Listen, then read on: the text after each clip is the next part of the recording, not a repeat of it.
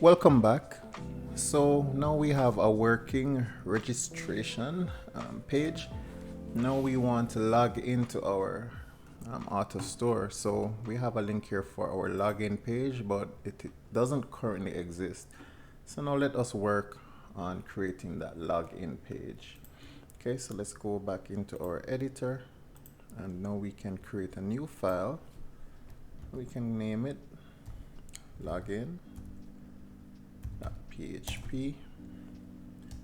Let's open up our PHP tags, and first let me simply copy some stuff here. By this time you should be able to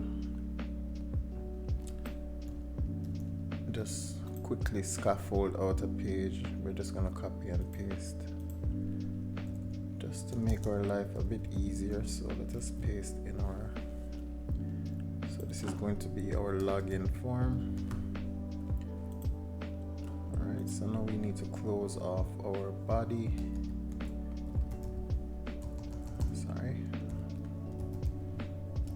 Body and HTML. Alright, so in our body we're gonna have a form,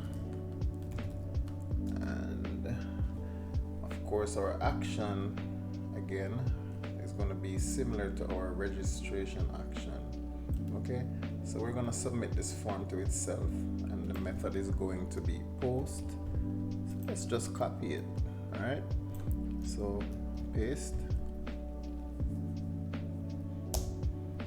and now let us just simply have an email input field. So input, so the type, and it's going to be a text, and the name is going to be email. Alright, so we're just using email and password to log into our system here. So now we can have password.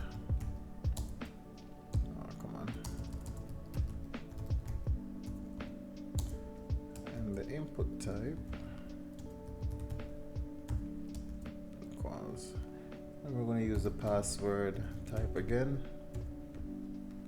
So name is equal to password. Okay, and of course we're going to need a submit button. So let me just put a new line. Okay, we're missing a closing here. So input,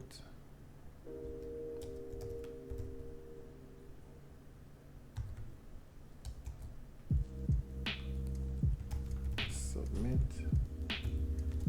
and the name will be equal to login,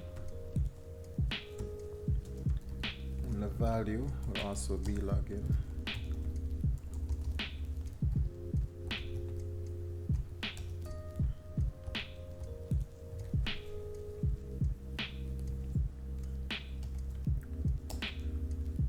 And now let's just close off our form.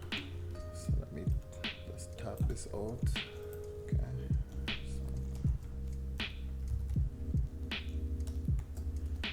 And similarly to our register page, we have a link that goes to our login page. We're just gonna have a link on our login page that goes to our register page if you are not currently a user. So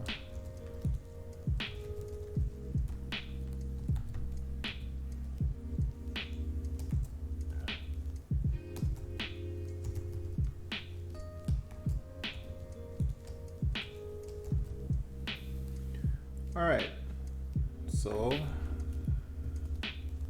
we can save this and we can just quickly check it out. So let's go back, click on login, and now we have our login page. Okay, and now we can navigate between our login and our register pages. So again, it doesn't look, really appealing at this point, but first we want to make sure that we have our functionality working, and then we can, add some theming and styling to our application. All right, so now we need our code that will actually allow us to log in. Okay, so let's go back to our editor here.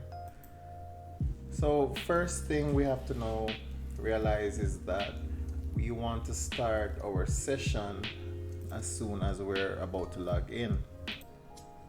Okay, so in order to start our session, let's come down here and let me remove this from here.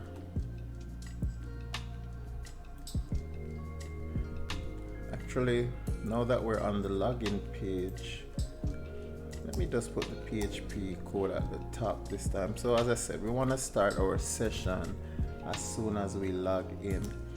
So let me close off my PHP tag. Alright, so we want to start our session. And in order to do this, we just use the session start _start function, and we just declare it like that. So now we want to include our database, of course. So include DB connection, and we're going to use our include once, and we're going to include our DB -config. So now we have our database connection, right? So now similarly, we're going to check to see if form data is submitted. So we're going to say if and is set and _post, and we're going to check for our register, or in this case, sorry, it would be our login value. So we want to make sure our login value is set. Alright, so once it is set, we want to create some variables here to store our email values. So we want our email, and secondly, we want our password. So password is equal to post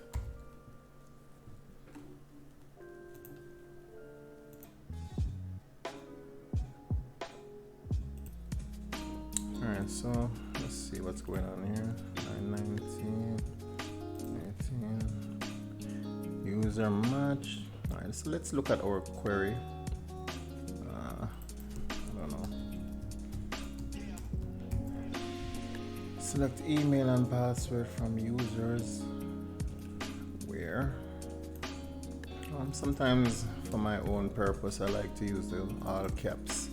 It shouldn't matter, but I don't know, sometimes PHP is just a bit quirky. Alright, so we want to redirect to our order form .html file. Alright, so let's save this. Let's try to run this script again. So we're gonna log in as jb@yahoo.com.